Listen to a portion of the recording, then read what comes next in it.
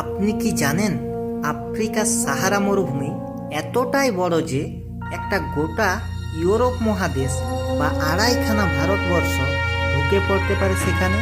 পাথুরে পাহাড়, বাতাসের আঁকিবুকি কাটা দিগন্ত, বিস্তৃত ধুধু বালির প্রান্ত, উটের দল নিয়ে হেঁটে চলা যাযাবরের জীবন কথা, মরুদ্যান, মাঝে মাঝে কাটা গাছ, এই হলো সাহারা, যা পৃথিবীর বৃহত্তম উষ্ণ মরুভূমি।